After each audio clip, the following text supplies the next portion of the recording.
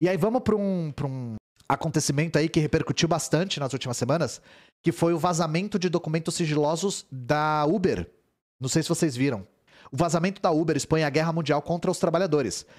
Expõe, né? Porque a gente já não tava muito, assim, na dúvida. Mas enfim. O vazamento dos arquivos Uber Files, né? Revela o poder do lobby multimilionário da empresa e como ela trabalhou com governos ao redor do mundo para minar os direitos dos trabalhadores.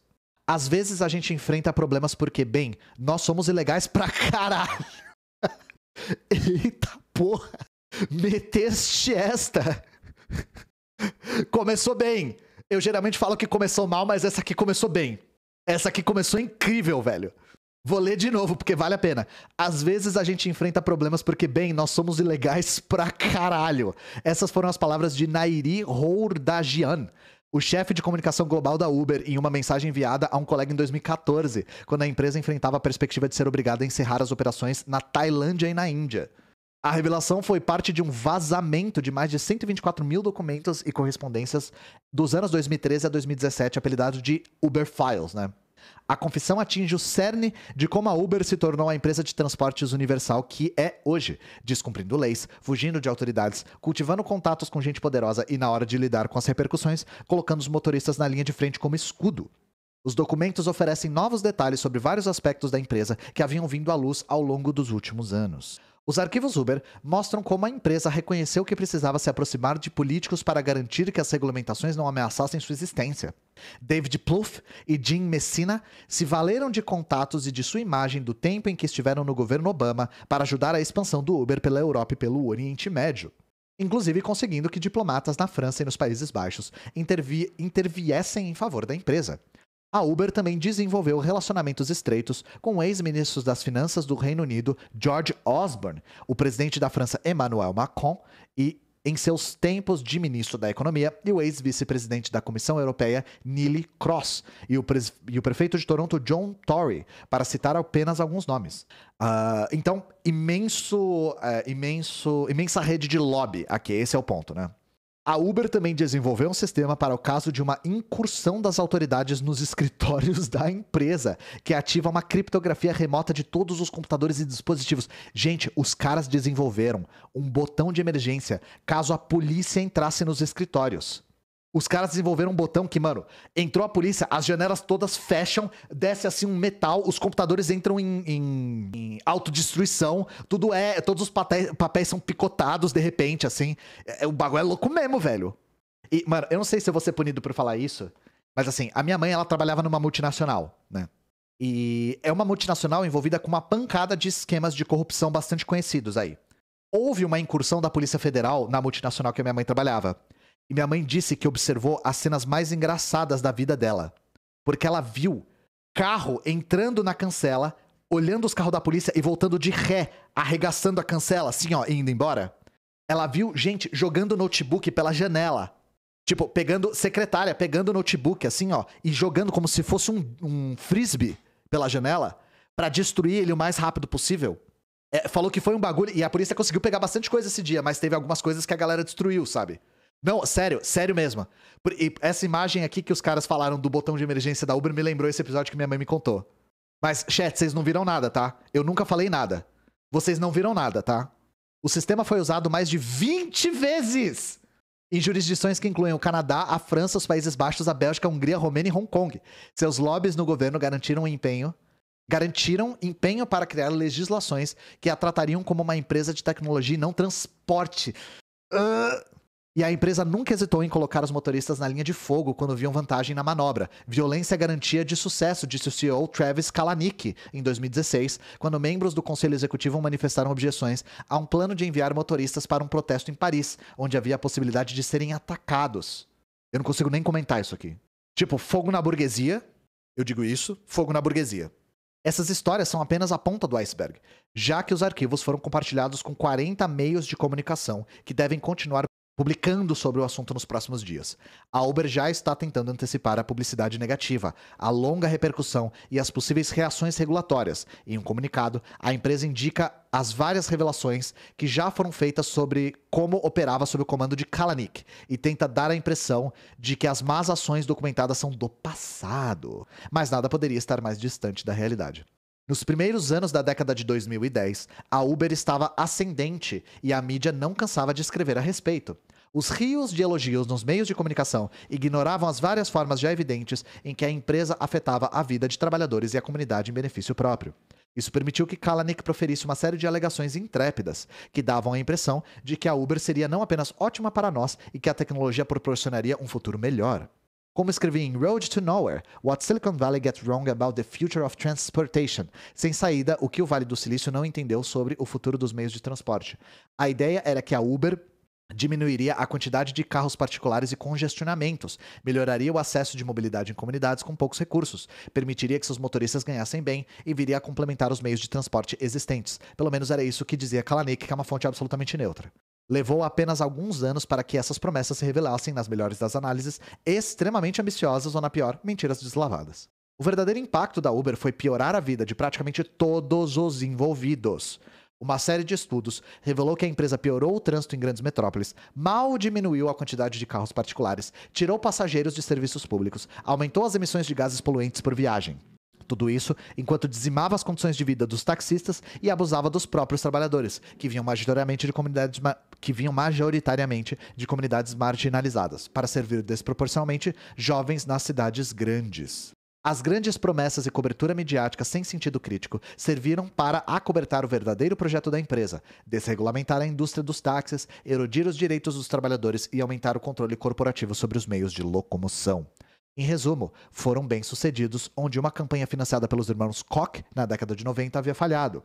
Os verdadeiros benefícios se acumulavam não para o público, cujas ruas estavam tomadas por carros não regulamentados ou trabalhadores cujo meio de sobrevivência evaporara, mas para os primeiros investidores da Uber, que chegaram a conseguir retornos quando a empresa se tornou pública, e para outras empresas apelidadas Uber para X, que conseguiram espalhar o modelo de bico para outros setores. Os arquivos Uber mostram em detalhes como a empresa veio a ser o que é hoje, somando-se a anos de jornalismo que revelaram desde sexismo desenfreado até a criação de ferramentas como a Grayball para despistar autoridades regulatórias e policiais. A história da empresa é descrita em detalhes no livro A Guerra pela Uber, de Mike Isaac. E ainda assim, a empresa gostaria que acreditássemos que tudo mudou assim que Kalanick saiu. A Uber não mudou. Quando Dara Khosrowshahi virou CEO em agosto de 2017, a empresa colocou o problema como uma má cultura corporativa e prometeu que a senhora K resolveria, é assim que eu vou chamar ela, que a senhora K resolveria a questão. Mas enquanto o tratamento dado a mulheres e outros grupos marginalizados era um problema na sede da empresa, a podridão estava no próprio cerne do modelo de negócios, algo que a senhora K não poderia e nem iria mudar. A campanha mais importante da senhora K, desde que assumiu o controle da Uber, não foi a de resolver a cultura machista da empresa, mas de reverter os direitos dos trabalhadores da Califórnia, prioridades, né? Girl boss mesmo. Em setembro de 2019, o Estado aprovou a resolução estadual... Deixa eu ver se... Dara é nome de mulher, né? Dara é nome de mulher, né? Eu tô certo? Não, é um cara. É um cara, tá. O cara chama Dara. Eu errei, tá? É o senhor K, desculpa. Então foda-se, é machismo de sempre mesmo. Que teria reforçado empresas bicos como Uber a categorizar os trabalhadores como empregados em vez de autônomos. Porém, as empresas se uniram e gastaram centenas de milhões de dólares para induzir o público a votar em uma medida chamada Projeto 22, que elas asseguravam ser para melhorar as condições de trabalho, mas que na realidade foi exatamente o oposto, a negar-lhes o estatuto de funcionários. Os arquivos Uber são menos sobre a cultura corporativa da Uber e mais sobre a maneira como como a empresa se consolidou em cidades ao redor do mundo através de busca implacável por contatos políticos e leis favoráveis a praticamente qualquer custo. Apesar das alegações do time de relações públicas da Uber de que a empresa mudou desde o período dos documentos vazados, a perseverança na campanha por leis que mantinham a classificação errônea de seus trabalhadores prova o inverso. Encorajado pelos resultados do Projeto 22, o Sr. K revelou planos para uma veemente campanha por classificação de trabalhadores chamada IC+, sigla para Independent Contractor Plus, um autônomo plus. Nesse projeto, os trabalhadores ainda seriam considerados autônomos, sem nenhum dos direitos e benefícios associados ao vínculo empregatício. Mas a empresa prometeu que eles ganhariam algumas proteções, como o salário mínimo pelo tempo ativo e alguns benefícios. No entanto, a experiência do Projeto 22 já revelara que essas promessas eram falsas. Poucos trabalhadores conseguiram acessar os parcos benefícios e o salário mínimo prometido era de apenas $5,64 por hora. O salário mínimo na Califórnia é $15 por hora. A Uber planejava estender esse sistema pelos Estados Unidos e pelo mundo. O plano de referendar uma nova medida foi bloqueado pela Corte Suprema de Massachusetts, mas foi bem-vinda em Washington.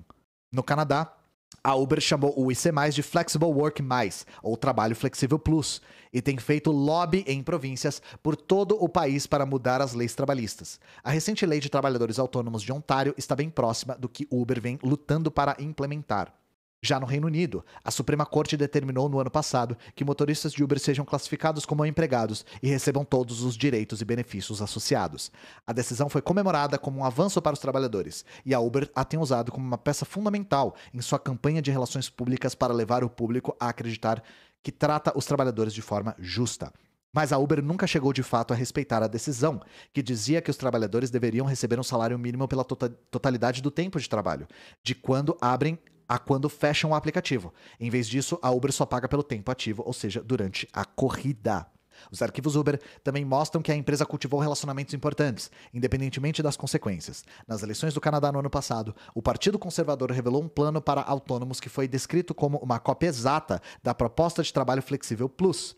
Descobriu-se que um lobista da Uber era o diretor de políticas do partido e exerceu um papel fundamental no desenvolvimento da proposta. Por sorte, o partido perdeu as eleições, mas o Sr. K já havia ido até mais longe. Em 2019, quando já havia provas conclusivas de que o príncipe herdeiro da Arábia Saudita, Mohammed bin Salman, havia mandado executar e desmembrar o jornalista Jamal Khashoggi, do Washington Post, o Sr. K ainda assim não estava inclinado a se distanciar do ditador. Em entrevista a Axios, ele descreveu a ordem como um erro e disse que as pessoas cometem erros, o que não quer dizer que elas nunca possam ser perdoadas. No dia seguinte, o time de relações públicas teve que dar conta da confusão que ele criou nessa tentativa de não ofender um dos maiores acionistas da empresa. Ao contrário do que a Uber quer que o público acredite, a empresa não mudou. Ela segue em sua campanha agressiva pelo controle dos meios de locomoção, dizimando os direitos dos trabalhadores no processo, tanto para benefício dos acionistas, como de qualquer empresa tentando nos convencer da ficção de que usar um aplicativo deveria permitir que fujam das leis tradicionais que regulamentaram a indústria em que operam. Mas vencer essas batalhas é essencial para o próximo estágio do Uber. Depois de mais de uma década perdendo dinheiro, inclusive mais de 20 bilhões só no período de 2015, é possível que a fonte de dinheiro finalmente esteja secando, já que as taxas de juros dispararam pela primeira vez desde a grande recessão. Durante a pandemia, a Uber desistiu de grandes apostas como veículos autônomos e carros voadores. E que porra é essa? Que a empresa prometia serem o futuro do transporte. Em vez disso, vai ficando claro que tornar-se financeiramente sustentável e o que isso significa para o serviço. Preços mais altos e esperas mais longas, a ponto de que os táxis voltaram a parecer uma boa opção. Ao que parece, ao mesmo tempo em que o serviço da Uber se deteriora e os subsídios que a ajudaram a dizimar os táxis evaporam, a empresa está tentando dominar sua maior competidora. Em março, a Uber assinou um acordo para incluir táxis da cidade de Nova York no app, e em seguida fechou acordos semelhantes em São Francisco e na Itália. Com isso, a Uber não apenas controla o relacionamento com o cliente, mas toma posse dos dados da viagem e aumenta a oferta de trabalhadores. Também fica ainda mais próxima de sujeitar os taxistas às regras da Uber, agora que a regulamentação de longa data foi efetivamente desmantelada. O resultado será gerenciamento algorítmico para os motoristas a preços altos para os clientes. Os arquivos Uber ampliam a nossa compreensão dos atos maliciosos que tornaram a Uber a empresa que ela é hoje e de como os aspectos dessa cartilha continuam a propelir a guerra global contra os trabalhadores. Com a aparente transformação fundamental do modelo de negócios da empresa, temos a oportunidade de corrigir um erro cometido há anos, a campanha inconsequente da Uber para refazer nosso sistema de transporte a serviço de seus imperativos comerciais deve acabar aqui. Nós podemos fazer muito melhor que isso. Nós podemos erradicar a burguesia como classe, né? Esse é um detalhe que a gente deveria se ater bastante, né? Então nada disso deveria ser surpreendente para qualquer pessoa que tá aqui no chat, porque a gente sabe que onde existe burguesia existe lobby, onde existe lobby existe superexploração da classe. Mas a matéria tá na Jacobin, então a gente já sabe o que esperar da postura da Jacobin, né? A Jacobin não é uma revista revolucionária de forma alguma.